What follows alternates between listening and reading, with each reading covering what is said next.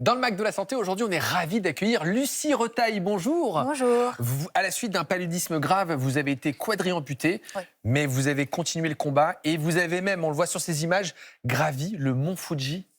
C'est ça. Quel parcours incroyable. Vous nous racontez ça tout de suite et ça commence maintenant.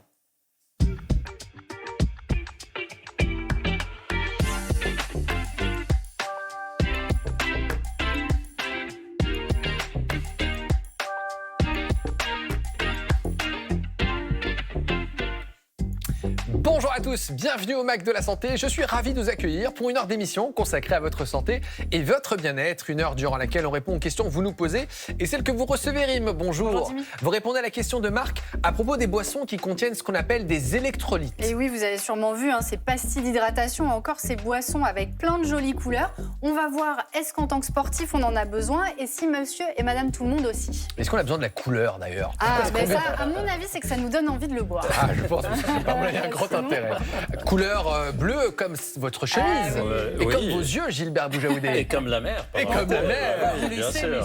Oui. On va parler de mer, de sexualité et de chaleur. Oui, on va voir, il y a des règles médicales qui sont peu connues pour des précautions à prendre quand il fait chaud et qu'on veut profiter des moments intimes sexuels ou quand on est dans l'eau. Je vous donnerai les conseils très pratiques à appliquer. Vous serez à l'écoute, Clémentine? Alors, je serai à l'écoute, mais moi, je vous emmène plutôt dans l'air que dans l'eau, parce que je vais vous parler des cages à bébés, une invention étonnante du début du XXe siècle. Les mères de famille achetaient des espèces de cages, on aurait dit des poulaillers, elles accrochaient ça au balcon, et hop, le bébé tout nu, et on le laissait séjourner comme ça dans les hauteurs. Et on a les images et elles valent vraiment le détour. On a du mal à croire. Le Mac de la Santé, c'est également du reportage. Et dans notre série Le Pouls de la France, nous irons en Gironde, qui détiendrait le triste record du département où on achète le plus de pesticides en France, selon l'association Génération Future. Mais avec quelles conséquences de ces pesticides sur notre santé? Eh bien, les réponses dans un instant. Dans notre dossier du jour, nous allons nous intéresser aux petits et gros bobos qui peuvent vous arriver en vacances. Mal des transports, intoxication alimentaire, brûlures, insolation, etc. Bref, comment les éviter et quoi faire si cela vous arrive? Nous serons avec un médecin urgentiste. Mais tout de suite, c'est notre invité du jour.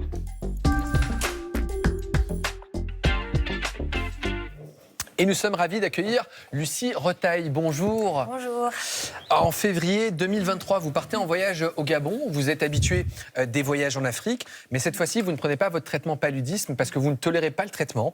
6 jours après votre retour, vous avez de la fièvre, une tension artérielle qui est basse, direction les urgences, puis la réanimation, avec un coma durant 3 semaines où vous faites un paludisme gravissime. Vous vous réveillez et on vous dit assez clairement que vous êtes une miraculée. Oui. Oui, en fait, ce coma a duré 3 semaines. Le pronostic vital a été sérieusement engagé. En fait, il y a plein de paludismes différents, finalement. On dit le paludisme, mais il y en a plein. Et moi, j'ai attrapé le gros lot, quoi. J'ai attrapé celui qui tue massivement dans le monde. Et même avec des soins, ce paludisme-là, c'est pas facile d'en réchapper. Donc, je suis chanceuse. Mais c'est vrai qu'il y a cette nouvelle au réveil du coma où on m'explique qu'il va falloir m'amputer des 2 pieds, des 2 mains. Oui, puisqu'on vous dit que les extrémités nécrosent et on vous explique que pour vous sauver, il n'y a pas d'autre choix que de vous amputer. Oui. À ce moment-là, qu'est-ce que vous dites? Est-ce que vous dites, c'est l'instinct de survie, faites ce qu'il y a à faire? Est-ce que vous prenez conscience des conséquences? Comment, à ce moment-là, comment est-ce qu'on réagit à ce moment-là? Alors déjà, quand on se réveille du coma, il faut comprendre qu'on n'est pas hier, qu'on est 3 semaines plus tard, qu'on a failli mourir. Donc déjà, le temps qu'on comprenne un peu tout ça, ça prend du temps. Et puis, on réalise doucement. On reprend ses esprits, puis on réalise que c'est pas un rêve, quoi, que vraiment il va falloir le faire. Et là, il y a l'instinct de survie, oui, ou le pilote automatique dans les grands chocs qui se met en marche. Et on comprend qu'on n'a pas le choix, de toute façon. Vous perdez vos 2 pieds, vos 2 mains en l'espace de 15 jours. Oui. On est au printemps 2023. Puis vous allez dans un centre de réadaptation. Et là, pareil, il a fallu tout réapprendre. Oui, parce que... remarcher. En fait, marcher sur des échasses, parce que les prothèses, c'est pas des pieds. Donc c'est vrai que souvent on dit remarcher. Non. Oui, là, on vous voit sur ces images-là. Oui. Ça, c'était Ça devait être la 2e fois que je les chaussais, cette fois-là. Et on est en fait à genoux sur des échasses de 35 cm. C'est ça la sensation. Donc on doit apprendre à marcher comme ça. Et puis les mains, je comprends rapidement que je peux parler, respirer, penser, dormir comme avant. Tout le reste, il faut chercher. Donc les prothèses au niveau des jambes, au niveau des mains, vous arrivez à retrouver Une forme d'autonomie? Alors j'ai des prothèses au niveau des mains, ça c'est les séances d'entraînement qu'on voit maintenant. Moi je suis pas très à l'aise avec ça et je me suis rendu compte que je me débrouille bien au quotidien avec mes petits bras. Donc au quotidien je me débrouille plutôt sans ça. À l'époque, vos enfants ont 16, 13 et 6 ans. Ouais. J'imagine qu'en tant que maman, ça a été un instinct de survie supplémentaire de vous battre encore plus. Oui. Après, vous savez, l'orgueil, quand il est bien placé, il vous sert aussi. Et les enfants, en effet, c'est une force supplémentaire. Mais je pense que même s'ils n'avaient pas été là, je me serais pas. C'est pas dans ma nature de m'écrouler finalement. Vous avez ce tempérament de combattante. Oui, ou de vivant. Enfin, en fait, c'est quand vous êtes plongé là-dedans que vous vous rendez compte de la force que vous avez. Tant que vous n'êtes pas plongé dans des choses comme ça, on ne sait pas ce qu'on a sous le capot. Et donc, j'ai découvert. On se découvre en fait. D'autant que le sort s'acharne, votre ex-mari tombe malade, il n'est plus en mesure de s'occuper des enfants. Mais paradoxalement, il y a quelque chose qui s'est réveillé en vous. Ça vous a. Parce que là, on a envie de se dire, mais le ciel me tombe dessus. Alors, le père des enfants, en effet, ne peut plus les garder. Donc, je sais à peine remarcher et je ne sais pas encore vivre quotidiennement seule. Mais j'ai mes 3 enfants à charge. Mon compagnon de l'époque me quitte, il part. Donc, c'est vrai que je fais le bilan rapidement et je me dis, waouh, c'était il y a 2 ans, donc j'ai 42 ans. À l'époque, je me dis, t'es quadri-amputé, t'es seule avec 3 enfants. Waouh. Et là, en fait, il y a ce choix qui est assez clair, qui est en fait un choix de chaque seconde dans la vie, pour tout, même pour les petits problèmes, les gros problèmes.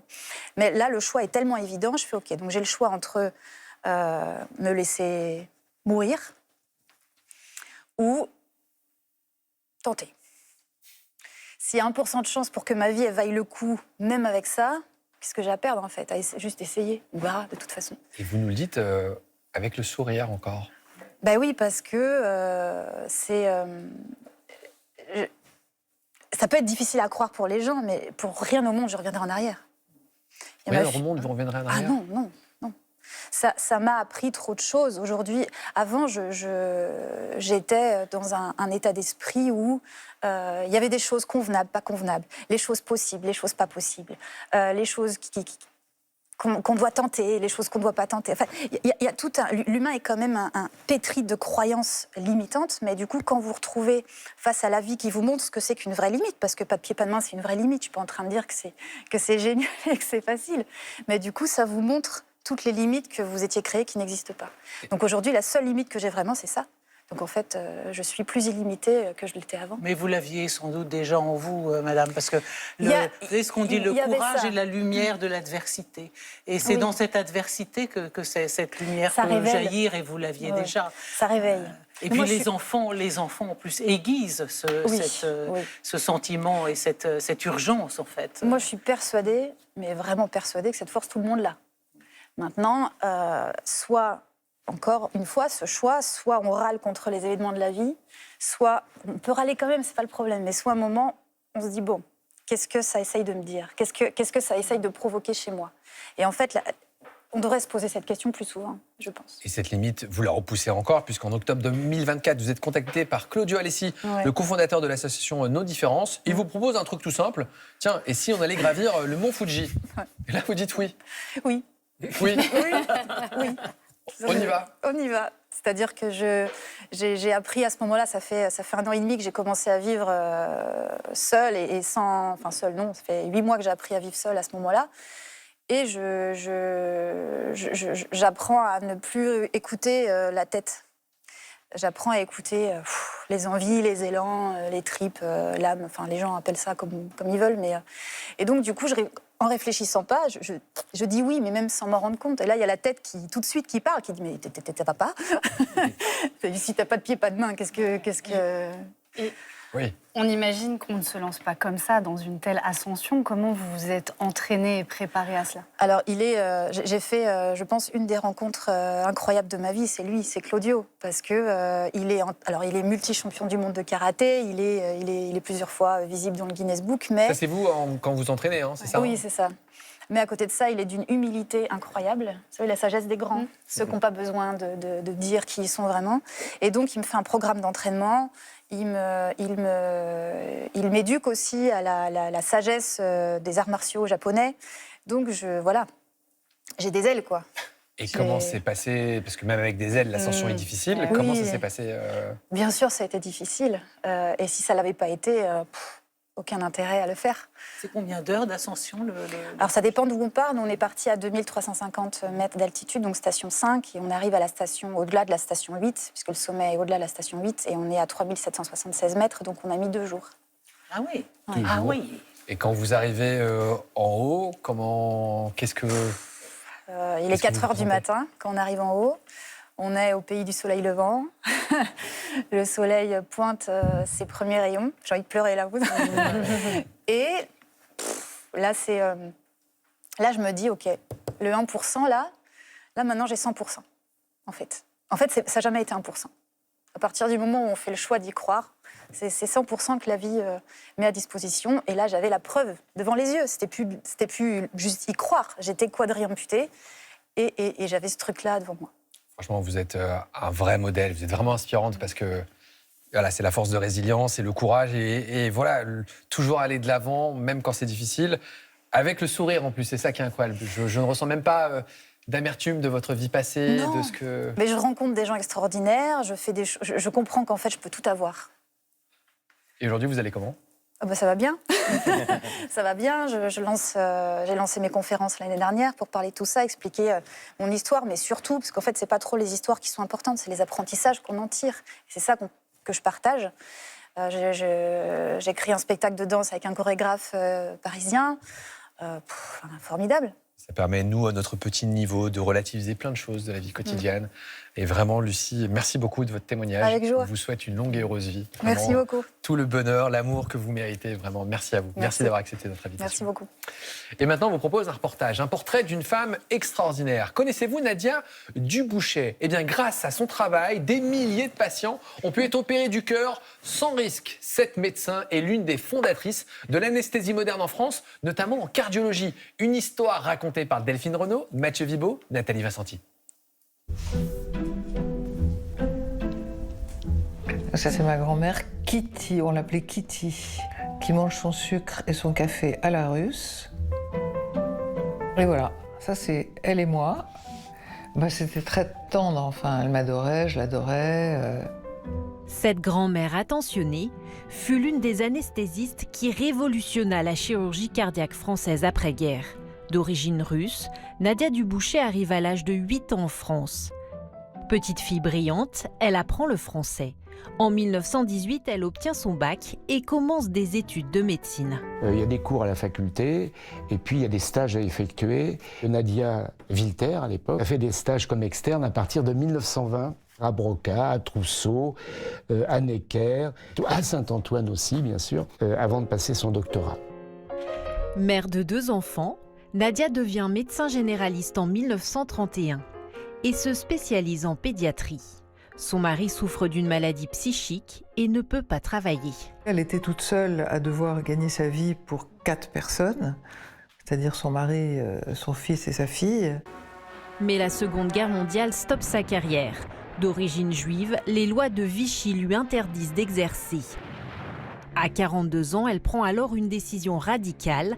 Avec sa famille, elle quitte la France. Elle arrive à New York et donc elle va vouloir exercer évidemment son métier de médecin, mais c'est impossible, puisqu'il n'y a pas de reconnaissance de diplôme français aux États-Unis. Mais elle va travailler à Boston pour obtenir cette équivalence de diplôme. Nadia veut se spécialiser en pédiatrie, mais les besoins liés à la guerre changent ses plans. Et elle se spécialise en anesthésie, qui était un domaine qui était très en retard en France et très en avance aux États-Unis. Il y a des pratiques qu'on ne connaît pas en France, puisque par exemple en 1942, on introduit les curares aux États-Unis, et puis elle va aussi pratiquer des anesthésies qu'on appelle loco-régionales, comme la rachianesthésie. En 1945, Nadia Dubouchet rencontre le chirurgien français François de Godard d'Allen.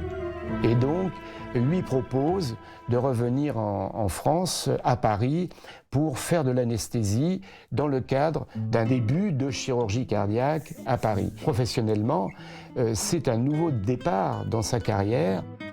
À l'hôpital Broussais, ce duo marque les débuts de la chirurgie cardiaque en France. Nadia Dubouchet étudie aussi les complications cardiaques et c'est l'une des premières à savoir lire un électrocardiogramme. Parallèlement à sa pratique, elle enseigne aux étudiants. Elle est à un carrefour fondamental de l'évolution de l'anesthésie, à la fois dans la pratique, dans la recherche et puis dans la transmission. Ce livre, c'est le manuel d'anesthésie du docteur Nadia Dubouchet. Ce manuel est le manuel de référence. C'est le premier ouvrage qui est écrit sur l'ensemble des techniques anesthésiques. Nadia Dubouchet prend sa retraite en 1964, mais continuera de transmettre son savoir jusqu'en 1976. Elle était passionnée par son travail, mais elle n'en parlait pas. Au moment de sa mort, il y a eu une cérémonie à l'hôpital Broussais, notamment d'inauguration du pavillon qui porte son nom. J'ai compris qu'elle avait un rôle important à ce moment-là. Nadia Dubouchet a été une pionnière. Elle a contribué à faire de l'anesthésie la spécialité qu'elle est aujourd'hui. Dans quelques instants, dans notre dossier du jour, nous allons vous donner plein de conseils pour ne pas tomber malade en vacances et vous dire quoi faire si cela arrive. Nous serons avec le docteur Clément Augustin, il est médecin urgentiste. Dans notre série Le Pouls de la France, nous irons en Gironde, département qui tiendrait le triste record où on achèterait le plus de pesticides avec derrière notamment les conséquences sur votre santé. Quelles sont les précautions à prendre en matière de sexualité lorsqu'il fait très chaud ? Eh bien, c'est la chronique de notre sexologue Gilbert Boujaoudé. Connaissez-vous les cages à bébés ? Une pratique qui date des années 30 et qui risque de vous faire réagir à coup sûr. C'est la chronique de Clémentine Portier-Kaltenbach. Nous répondrons à la question de Marc, un téléspectateur, qui aimerait savoir si les boissons qui contiennent des électrolytes sont meilleures pour s'hydrater lorsqu'il fait chaud. Eh bien, c'est Rim qui lui répond dans un instant. Et il est temps de retrouver nos chroniqueurs.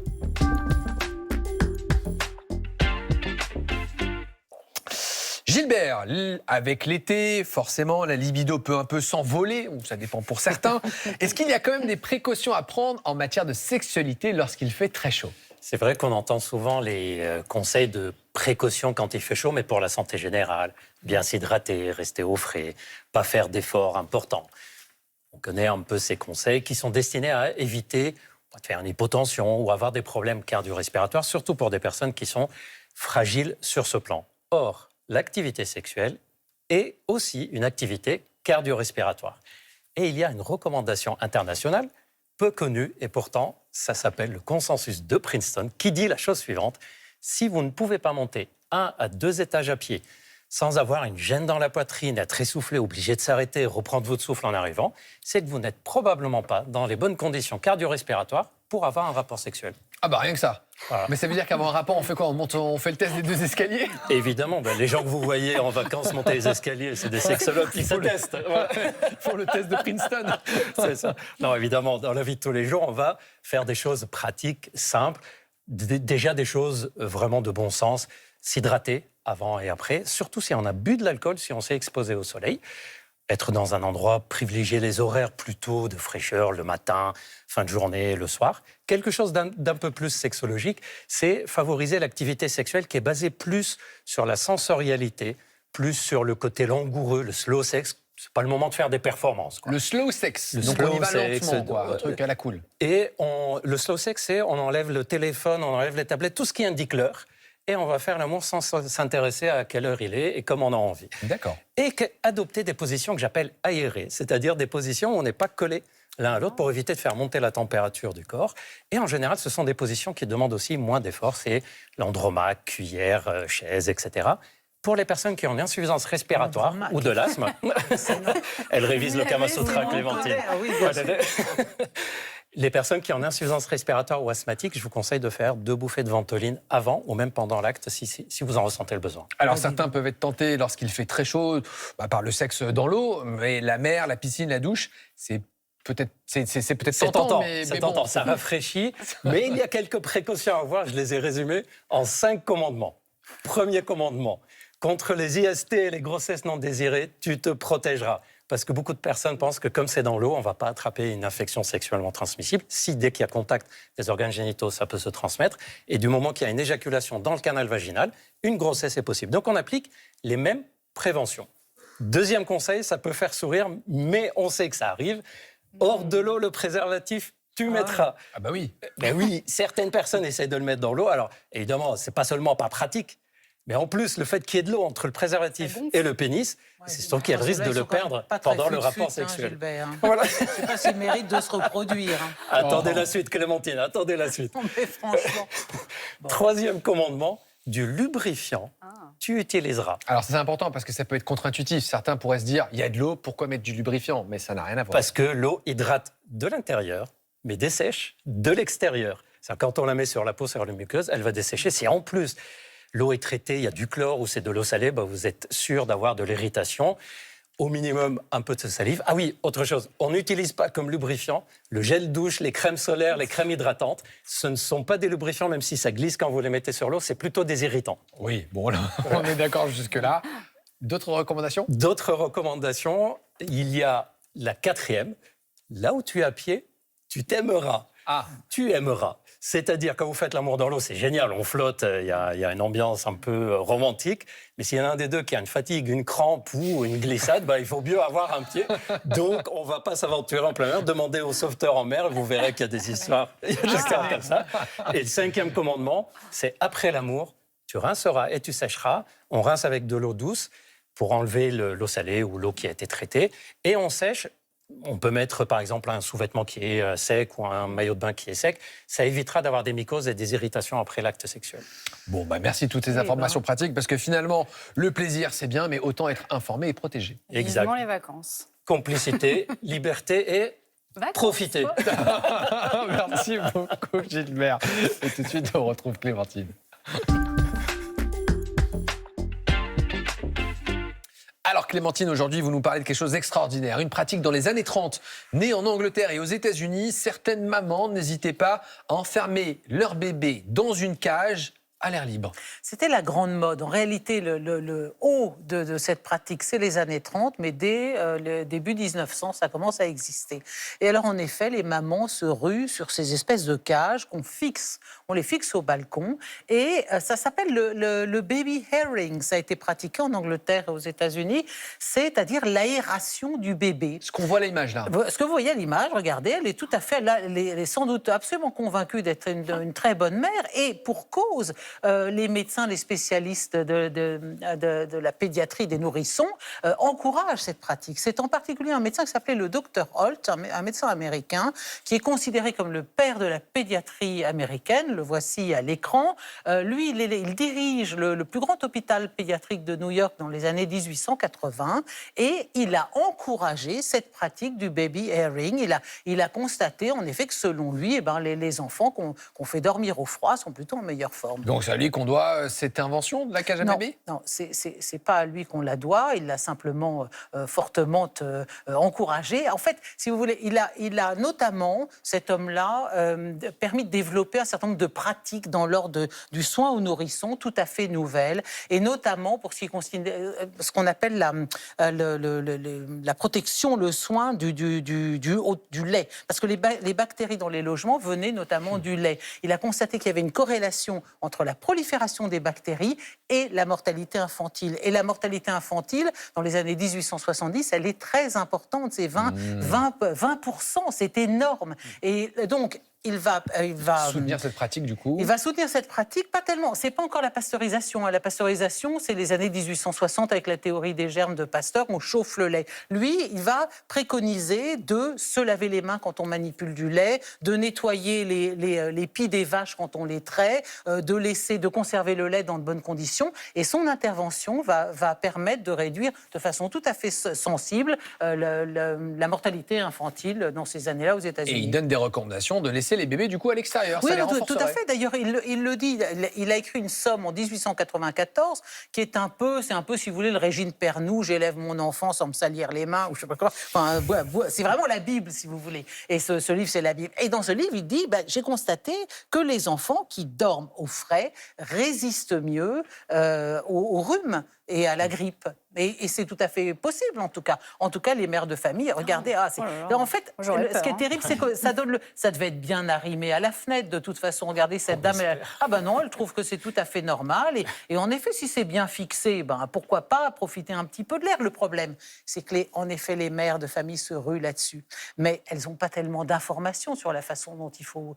combien de temps laisser le bébé? Faut-il qu'il soit habillé? Faut-il qu'il soit tout nu? Et il va y avoir un petit peu des drames comme ça. Et dans tous les milieux, parce que Eleanor Roosevelt, qui vient d'un milieu, c'est une WASP, elle vient d'un milieu très favorisé, elle est la future femme du président de la République américaine. Eh bien, elle achète une cage à bébé pour son premier bébé, Anna, qui naît en 1906. Elle a 6 enfants. Bon, et elle se dit, je suis une bonne mère, je mets ma cage à bébé. Le problème, c'est que la cage à bébé, elle est complètement à l'ombre, elle est au nord, elle met son bébé tout nu là-dedans, et le bébé, elle le laisse indéfiniment. Évidemment, le bébé pousse des hurlements et il meurt de froid, et les voisins vont aller la dénoncer en disant, écoutez, ça suffit, maintenant avec votre bébé, on va vous dénoncer à des associations de protection de l'enfance pour cruauté.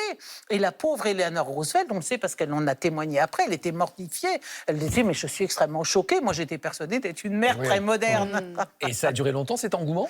Ça a duré, je le disais, jusque dans les années 30 et après, parce que voyez-vous, d'abord, il y a même une américaine anglaise qui est allée inventer une espèce de cage à bébé qui ressemble à un poulailler. C'est comme un gros sac à dos, ça serait une cage à bébé portative. Vous prenez ça sur le dos, regardez ça, vous mettez ça, déjà, il faut arriver à la monter, il faut avoir le sens du mode d'emploi, mais vous baladez avec ça dans la rue, et puis vous mettez votre bébé dedans. Il y a eu un moment en Angleterre même où on a distribué gratuitement des cages aux bébés aux mères. Et même après la Seconde Guerre mondiale, quand on a dû rebâtir Londres, les architectes ont pensé à un petit balcon spécialement pour les bébés. Donc cette idée de mettre les bébés au froid et dehors, c'est vraiment entré, y compris dans les règles de l'urbanisme. C'est vrai que ces cages sont assez dérangeantes. Heureusement, elles ont été abandonnées. Mais c'est vrai qu'en Scandinavie, par exemple, on laisse des bébés à l'air libre faire la sieste. On considère que c'est bon pour leur développement, leur santé et leur sommeil. C'était vraiment passionnant. C'est quand même l'idée que tout ce qui ne vous tue pas vous rend plus fort et qu'en vous mettant au froid... la cage ne tombe pas du balcon. Moi, je suis née en Afrique personnellement, donc je n'ai pas expérimenté la cage à bébé de votre enfance, à me geler à l'ombre. Merci beaucoup Clémentine. Tout de suite, on prend le pouls de la France, direction la Gironde.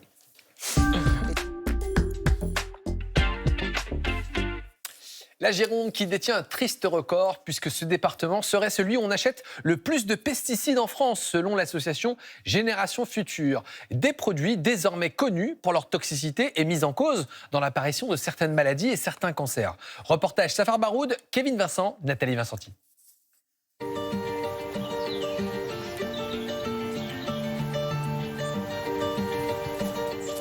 Pendant 20 ans, Jean-Luc a travaillé la terre, comme ses parents et ses grands-parents avant lui. Donc ici, c'était des champs de maïs. Et comme eux, il a utilisé de nombreux produits phytosanitaires. À ces parcelles-là, quand je désherbais avec les rampes des machines, vous aviez le brouillard qui vous revenait en pleine figure. Donc on respirait plein nez ces produits. Bon, on voyait bien qu'il y avait des têtes de mort sur les bidons. Mais après, savoir que le fait de respirer, le fait d'en avoir sur la peau, ça pouvait être toxique aussi. On était naïfs, complètement naïfs. À 40 ans, alors que son épouse attend leur 3e enfant, Jean-Luc apprend qu'il souffre d'un myélome multiple, un cancer de la moelle épinière. En 2001, les chirurgiens lui retirent une vertèbre, mais ce cancer est incurable. Encore aujourd'hui, Jean-Luc est sous traitement. Si sa pathologie a été reconnue comme maladie professionnelle, dans le milieu agricole pourtant, le lien entre pesticides et maladies reste un sujet qui dérange. Je n'ai pas peur de le dire, j'ai eu aucun soutien. C'est tout à fait tabou. Moi, j'ai vu, alors pas que le myélome, mais maladie Parkinson, cancer de la prostate. J'ai des amis, des copains qui sont atteints. Et quand j'ai été les voir, justement, c'est compliqué. Ils n'arrivent pas à comprendre que c'est le pesticide qui les a rendus malades. Si les agriculteurs sont de plus en plus nombreux à tomber malades, en Gironde, les viticulteurs sont encore plus touchés, et pour cause. Chaque année, les vignes sont traitées entre 8 et 18 fois, contre 3 pour les champs de maïs. Pour la médecine du travail, 6 maladies sont aujourd'hui officiellement reconnues comme maladies professionnelles chez les agriculteurs. En France, il y a eu 2 grosses synthèses scientifiques qui ont été faites par l'INSERM et qui permettent finalement d'identifier avec des niveaux de preuve plus ou moins élevés les liens entre les pesticides et certaines pathologies. Maintenant, on a quand même des données sur les liens entre pesticides et effets sur la santé. Persistants dans le sol et dans l'air, les pesticides auraient aussi des conséquences sur la santé des riverains. À Prégnac, en plein cœur de l'appellation Sauterne, un cluster de 4 leucémies infantiles avait fait l'objet d'une étude de l'Institut national de veille sanitaire en 2015. Donc, ça c'est Prégnac avec les 4 cas de cancer. Parmi les jeunes malades, il y avait le fils de Pascal, Lucas, 5 ans et demi. Donc là, ce sont des photos de Lucas quand il était malade en chambre stérile. Et ça, c'est moi, évidemment. Chaque jour ou presque, le petit garçon se rendait chez sa grand-mère, dont la maison était entourée de vignes. Il arrivait fréquemment qu'on soit sur la terrasse en train de manger, par exemple, le dimanche, et que le viticulteur arrive et qui traite. À l'époque, ça nous piquait les yeux, un peu la gorge, donc allez, on rentrait. Ça n'allait pas plus loin. En 1999, Lucas se plaint de douleurs au bras, puis aux jambes. Le diagnostic tombe rapidement. L'enfant est atteint d'une leucémie aiguë lymphoblastique. Au fil de ses recherches et des nouvelles publications scientifiques, Pascal fait le lien avec les pesticides. Je ne sais pas comment on peut conjuguer cette viticulture avec les riverains. Oui, c'est prestigieux, et puis à côté de ça, il y a la mort qui guette, quoi. Donc, puisque ces produits sont potentiellement dangereux, moi je ne comprends pas, même là, à l'instant T, comment c'est possible que ces produits soient encore épandus. Lucas a survécu à sa maladie et tente aujourd'hui de se reconstruire. À la suite de cette affaire, la commune de Prégnac a souhaité tourner la page en arrachant une partie des vignes qui entouraient l'école. Elles sont aujourd'hui remplacées par des aires de pique-nique et de jeux. Une initiative symbolique sur ces terres mondialement réputées pour leur vin. Avec plus de 100 000 hectares de vignes, la Gironde est l'un des plus grands départements viticoles français. Et tout de suite, c'est Rim qui répond à toutes vos questions.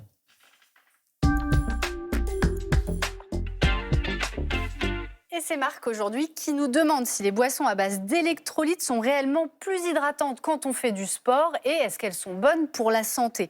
Alors c'est vrai, vous les avez sûrement vues, ces boissons à électrolytes très tendance, on l'a dit tout à l'heure, du bleu, du rose, du jaune, vous avez toutes les couleurs.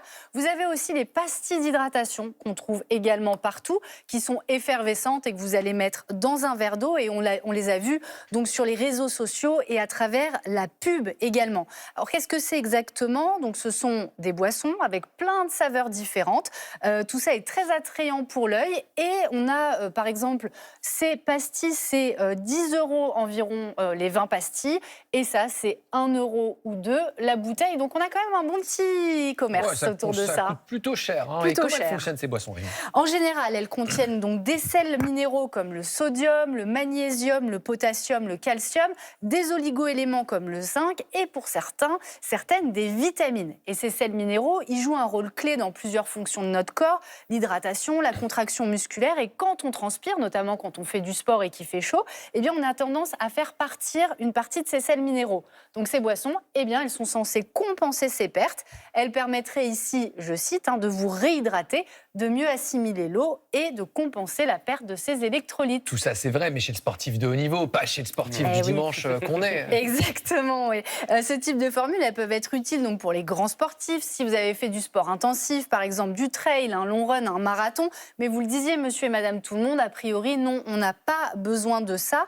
Surtout, ne pas rajouter ces oligo-éléments de façon chimique. Normalement, on les trouve dans une alimentation équilibrée et l'eau nous suffit amplement.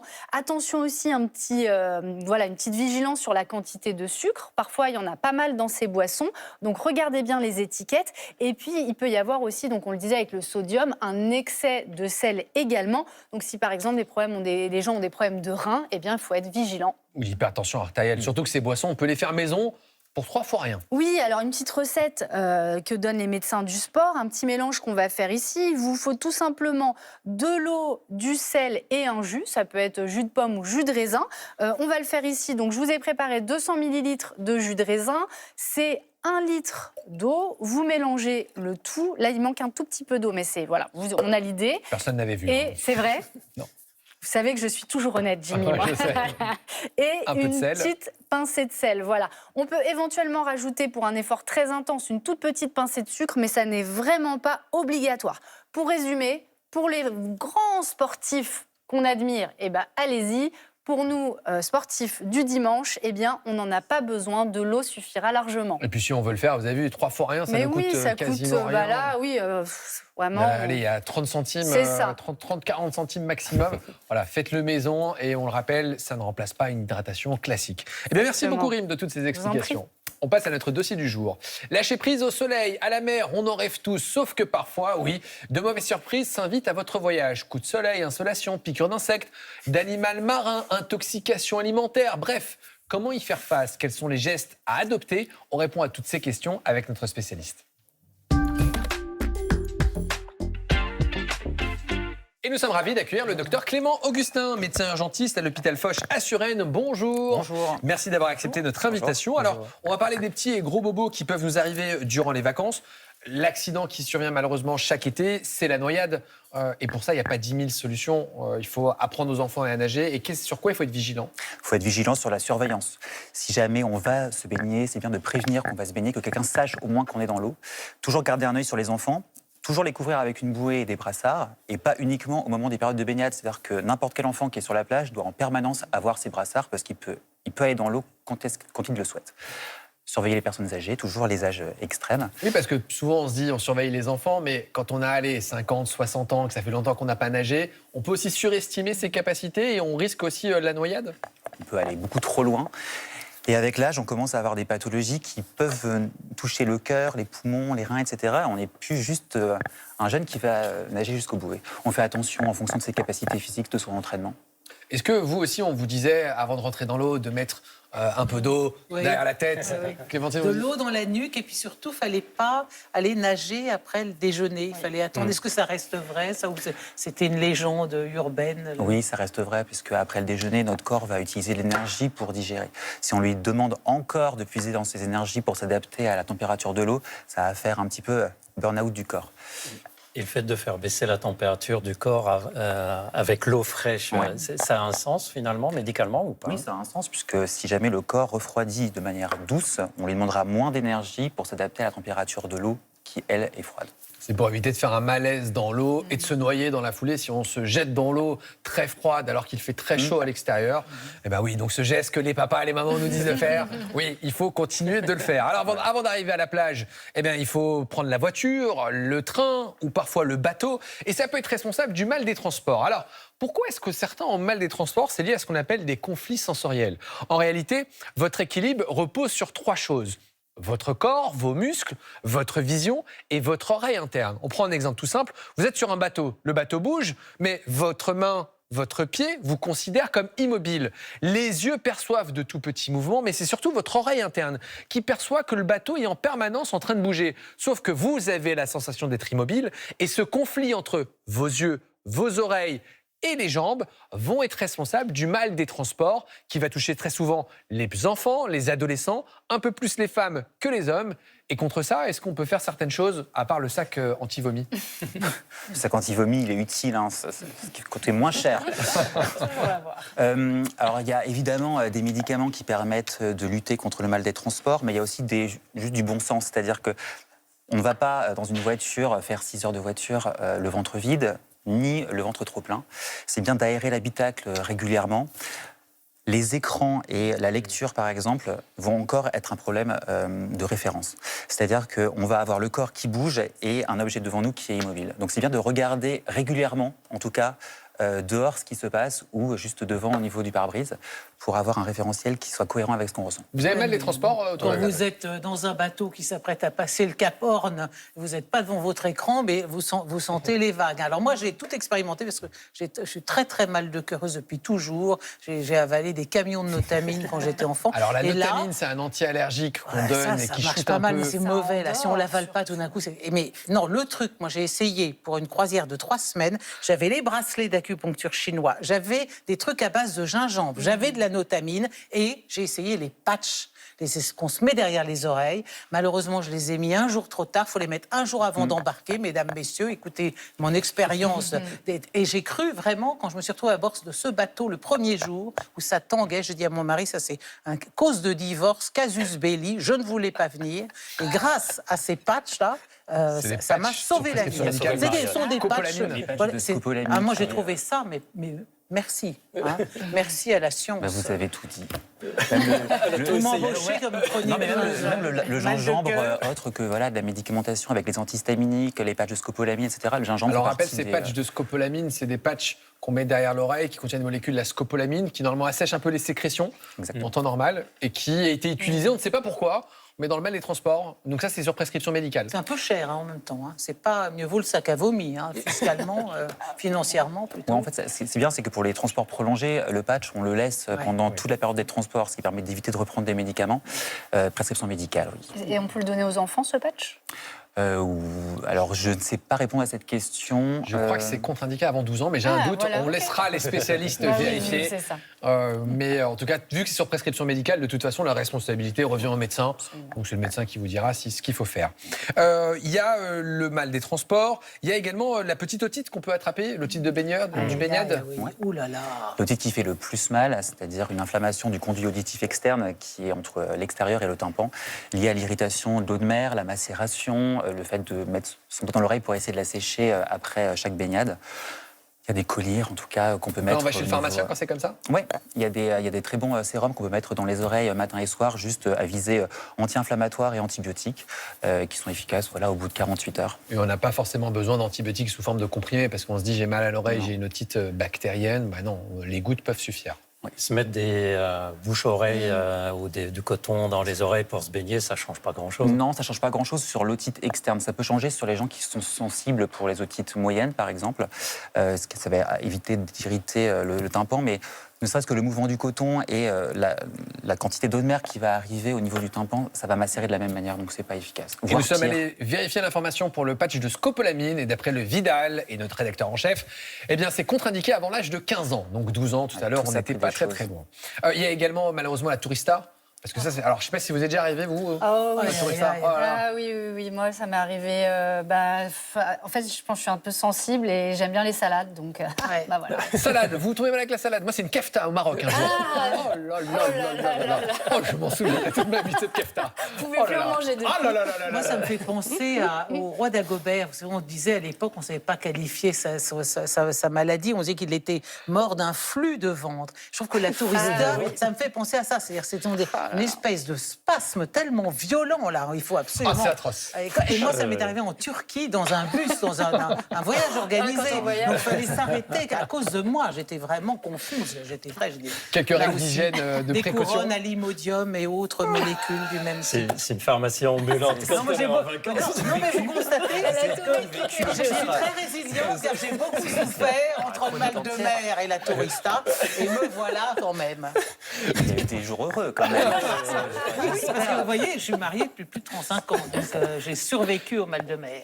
Mais c'est pas votre mari qui est responsable de tout ça. Si, de m'emmener en croisière 3 semaines alors qu'il sait que je supporte pas le bateau aussi. Tourista, quelques conseils pour l'éviter. Du coup, la tourista, qui est liée souvent aux aliments qui sont juste mal conservés, qui sont contaminés, ou alors les légumes qui sont lavés avec de l'eau qui, elle, n'est pas potable. Donc, évidemment, quand on va dans des pays où l'eau n'est pas potable, on essaye d'éplucher les fruits et légumes ou de les manger une fois qu'ils sont cuits. Quand vous allez même, en fait, ça sert à rien même de partir en voyage. Si vous allez chez des amis et qu'ils ont laissé un plat très longtemps au soleil, alors c'est un barbecue qui se prolonge un petit peu, attention, les aliments, une fois qu'ils sont restés plus de quelques heures au soleil, peuvent être juste contaminés. Il n'y a pas que la tourista, il y a l'hépatite A. Moi, j'ai chopé ça en Syrie. Là. On vous fait des sandwichs aux œufs durs écrasés avec des doigts noirs, là. Ouais. Ah, chapeau. Elle a failli divorcer une fois de plus. C'est dangereux. Non, j'étais loin d'être mariée quand j'étais en série. L'hépatite A, c'est intéressant parce qu'il y a des pays où il y a beaucoup plus d'hépatite A et on propose la vaccination en prévision du voyage. Voilà, c'est important de le dire. Tout à l'heure, on va parler des piqûres. Est-ce que vous avez été mordu, piqué? Il y a eu des insectes? Ah oui, non, là, pas trop. Pas trop, ça. J'étais mordu par un berger allemand aussi. On en parle dans quelques instants. Chaque année, nous sommes nombreux, comme Clémentine, à partir en vacances à l'étranger. Et à nous blesser. Pas avec moi. On va tomber malade comme Clémentine. Alors que faire si ça vous arrive? Ne pas divorcer. On avance les frais. Est-ce qu'on doit prendre une assurance spéciale avant de voyager? Les conseils de Safar Baroud, Arnaud Fora, Stéphane Joyano. Préparer son café debout, se lever sans douleur, cela a longtemps été compliqué pour Insaf. Et voilà, à la libanaise. Il y a quelques années, en vacances au Liban, elle a fait une chute dont elle se souvient encore. Il y a eu une coupure d'électricité. J'ai marché pour aller chercher une bougie pour l'allumer. Et du coup, je ne sais pas ce qui s'est passé. Je suis tombée, le pied a complètement tourné. J'ai eu une fracture au niveau de l'articulation là au pied. On m'a fait la radio, on m'a dit tout de suite, il faut l'opérer tout de suite parce que c'est assez urgent, quoi. Après 40 jours d'immobilisation au Liban, Insaf a enfin pu rentrer chez elle. Des vacances douloureuses tant au niveau de la cheville que du porte-monnaie.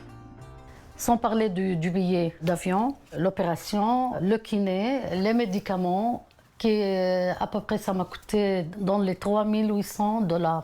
J'ai envoyé à la Sécurité sociale. Après 1 an, j'ai été remboursée de 2 400. Insaf ne le savait pas à l'époque, mais une carte dans son portefeuille aurait pu lui faciliter la vie. C'est sa carte bancaire. Au dos, un numéro de téléphone y est indiqué. En le composant, vous tomberez peut-être sur cette plateforme d'assistance, un service inclus avec toutes les cartes bancaires. Là, on est sur une partie de la régulation médicale, donc c'est là que les chargés d'assistance, les infirmiers et les médecins suivent les dossiers. Ici, l'été, 200 dossiers sont ouverts chaque jour et les motifs d'appel sont souvent les mêmes. En premier, c'est la traumatologie, tout ce qui va être entorse, plaie, fracture du col du fémur, accident de la route, voilà. Après, on a toutes les pathologies qui arrivent avec les populations vieillissantes, tout ce qui est neurologie avec les accidents vasculaires cérébraux, toute la cardiologie. Après, ça va être tout ce qui est infectieux, pneumopathie, infection locale, paludisme, infection tropicale. Au-delà des conseils donnés à distance, les 60 médecins et infirmières qui travaillent ici ont tout le matériel nécessaire pour se rendre sur place et organiser, si besoin, un rapatriement sanitaire. Dès que l'événement vous arrive, il faut nous contacter. C'est-à-dire qu'il ne faut pas attendre de rentrer en France pour nous appeler parce qu'en ce moment-là, en général, vous ne serez plus couvert. Il faut vraiment nous appeler le plus tôt possible. On va se mettre en rapport avec l'hôpital, on va proposer une garantie financière, couvrir l'ensemble de vos frais quand vous êtes en déplacement, enfin pendant cet événement de santé. Et puis à l'issue de cette hospitalisation éventuellement, on va organiser le retour en taxi par exemple, le billet d'avion s'il y a besoin de faire un billet d'avion pour que vous puissiez rentrer chez vous. Mais attention, certains événements peuvent ne pas être couverts.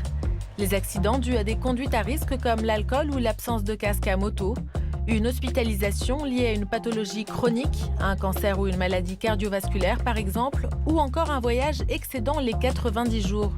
Autre point d'attention, la prise en charge dépendra aussi du type de carte bancaire.